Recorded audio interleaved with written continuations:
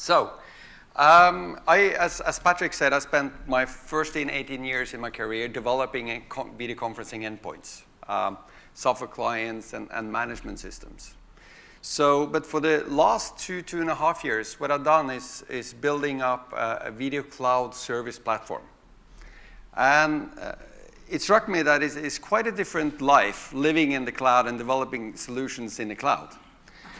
Compared to being on the manufacturing side. So what I want to share with you today is some of the market things that I discovered, some of the challenges we discovered, and how we're trying to actually overcome some of these challenges.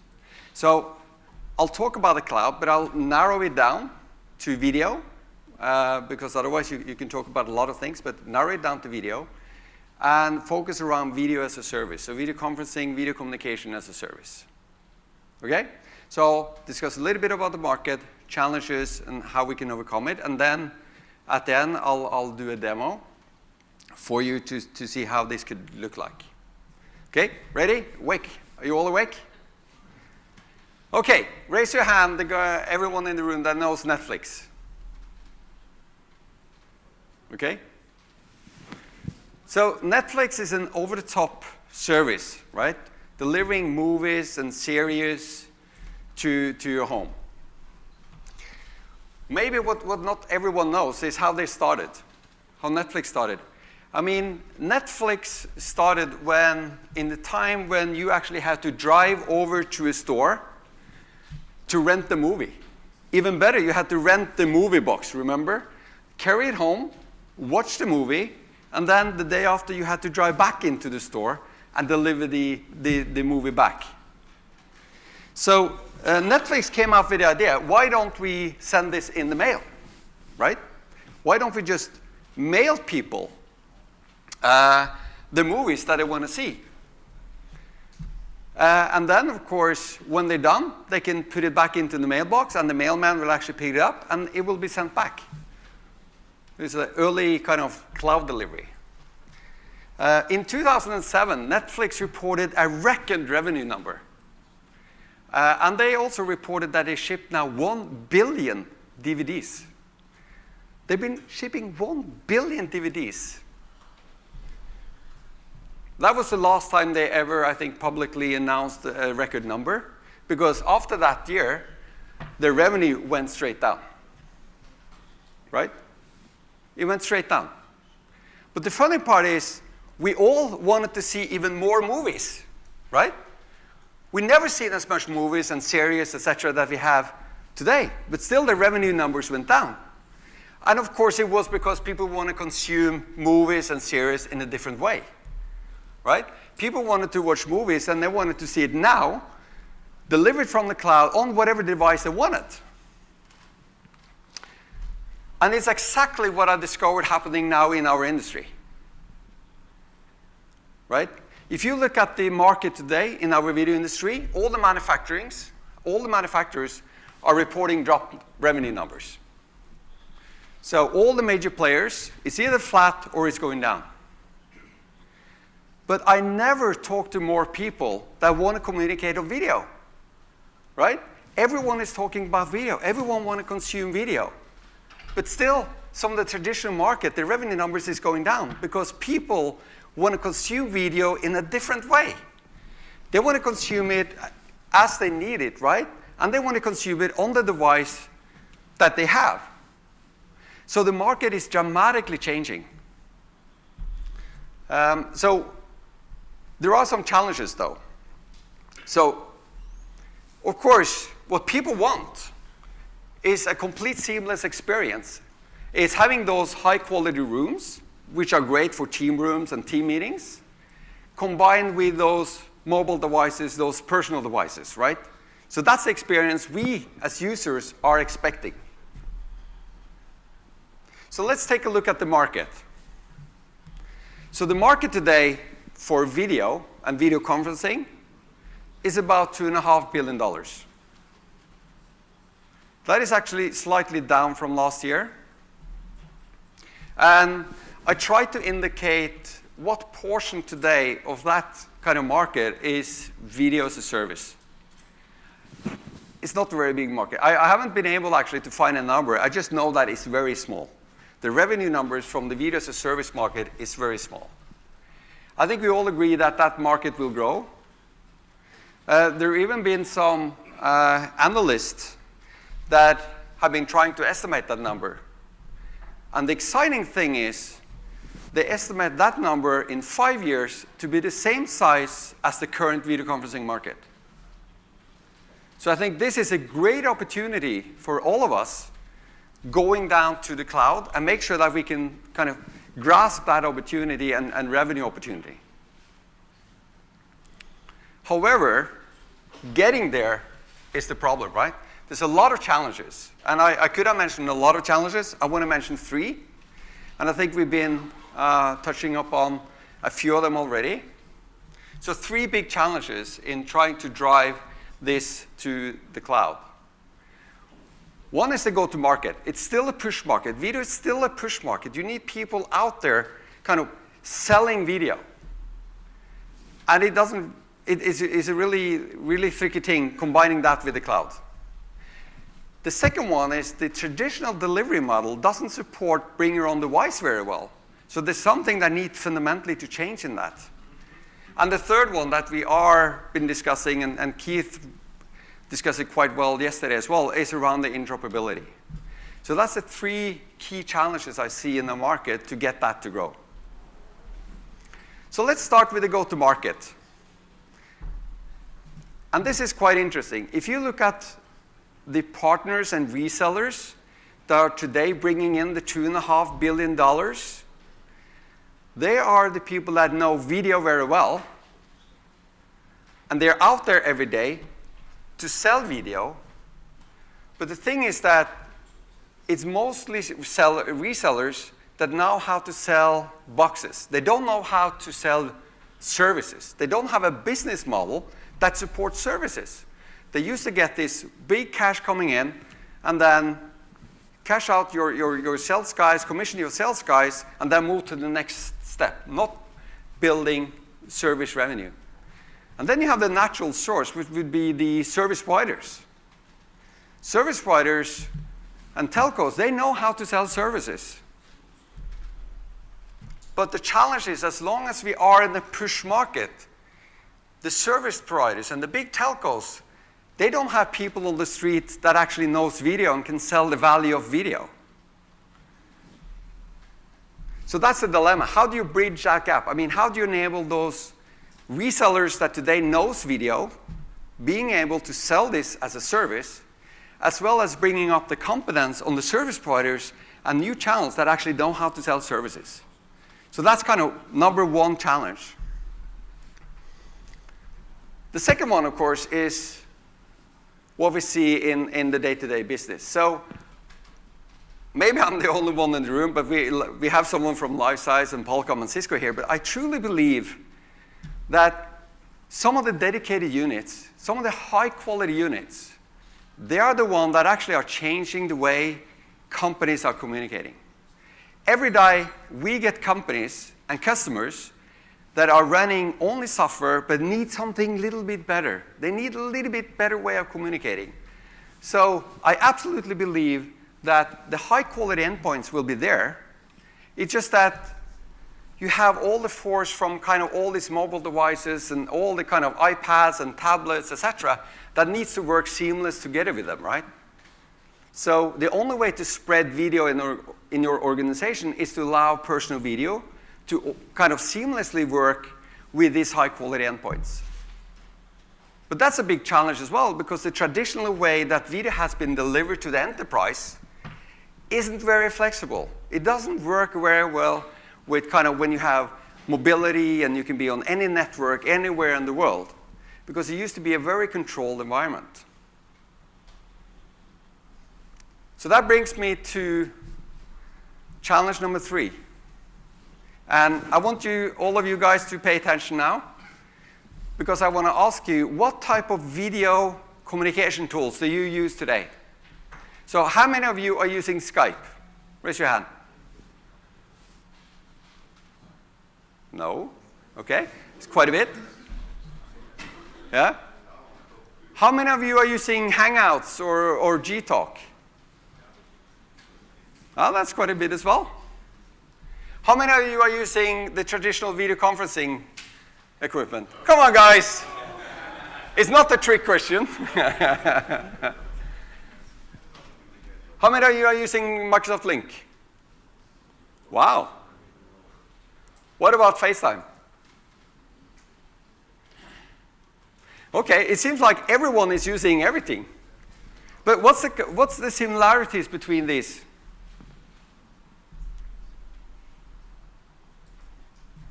I know it's early. What's the similarities between these? They don't talk to each other, right? They don't connect to each other.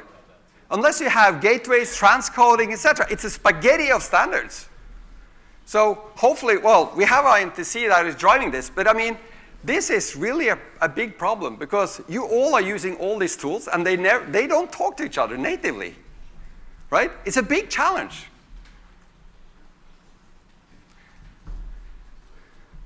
So it makes the whole kind of video sphere extremely complicated.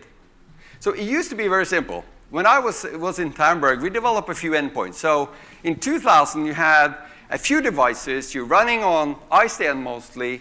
If you were a customer and you want to buy video communication, you went to Polycom, or you went to Tandberg, or you went to Lifesize, and you chose between the three. Today, I mean, you have to choose what platform you want to use. You have all these new vendors coming out. You have all these different standards coming out. It's a spaghetti. So the challenge, of course, is how do we capture that kind of ugly market picture and leverage what the customer wants to build that market of $2.5 billion? So that's the question, right? We want to be successful. We need to sell products. Well, one thing is for sure. If you're a Netflix and you wanted to go into the cloud, if all you can deliver was a single DVD or a single movie, or like we have here, series only from Norway, Lillehammer, you wouldn't be very successful, right? You need to be spread out globally. You need to have a kind of experience, and you want to have an option that everyone can use no matter what, right? That's how you address the market. And it's the same with video. So building a service around video, there's a couple of critical elements that we're starting to see now, but we really need to emphasize, and it's so important. One, of course, is moving to the cloud. You need to be able to support what customers have. There's a lot of customers with a lot of investment done in those high-quality endpoints, and it's still a great value about it, and we still see a lot of customers buying these high-quality endpoints, right? So that's great. It needs to support those endpoints on the service. At the same time, it needs to support seamlessly kind of the devices that we have in front of us today, that you all have, I mean, everyone has today, right? So that's one side of the equation. Pretty easy. I mean, it shouldn't be that difficult. On the other hand, the great thing about video is it bridges distances, right? So building up a single cloud in Norway doesn't make a lot of sense. And actually, what we discovered when we went out there and built the service was even the smallest company in Norway have someone they want to talk to in China or someone they want to talk to in the US. So video becomes very quickly a global play. So you have to make sure that you are out there and you're able to deliver a global delivery. And of course, it's up to the service provider, I believe, to bring that interoperability together.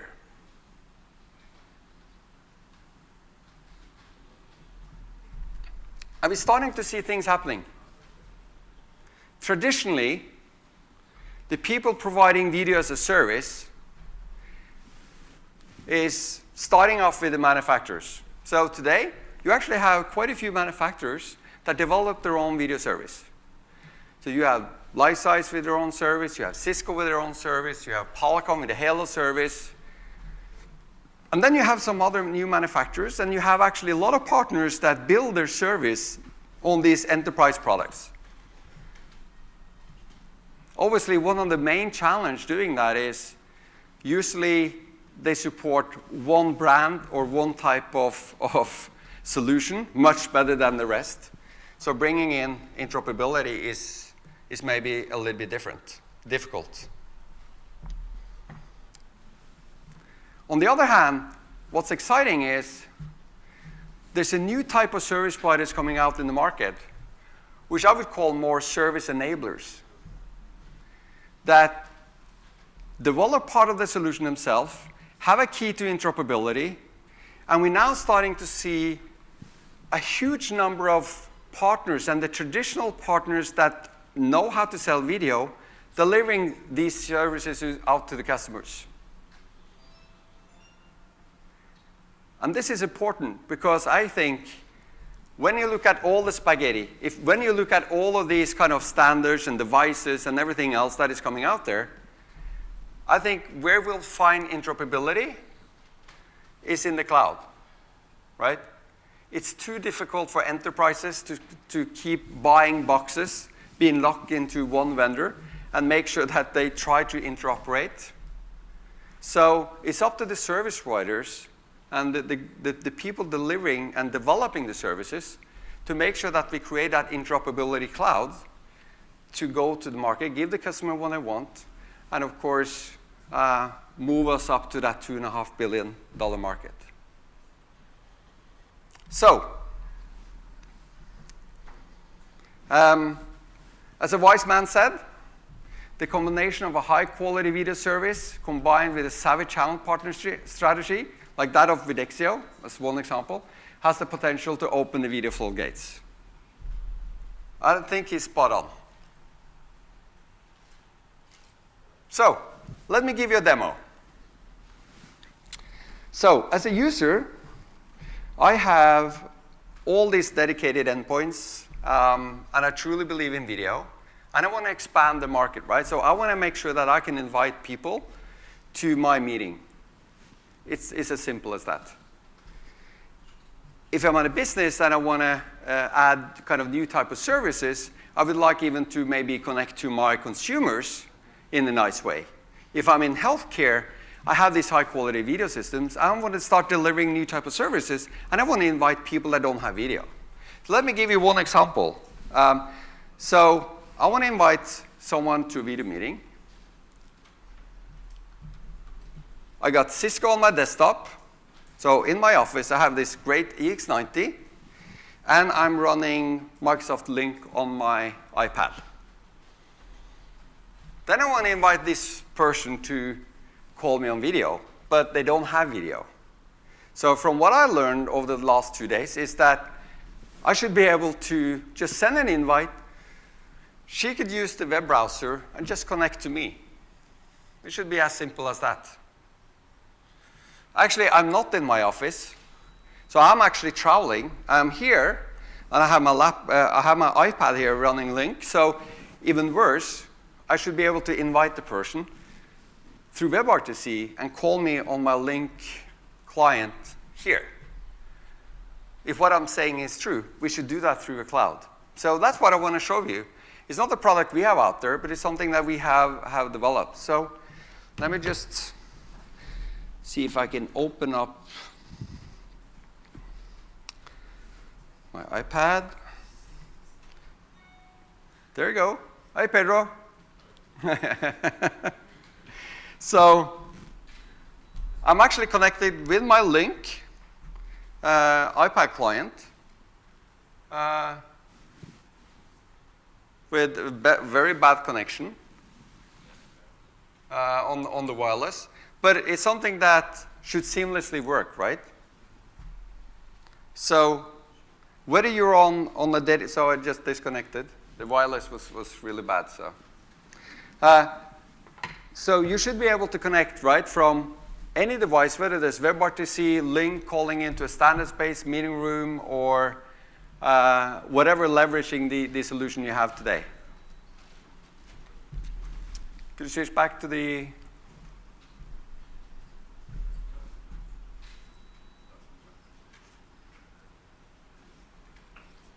Okay, questions?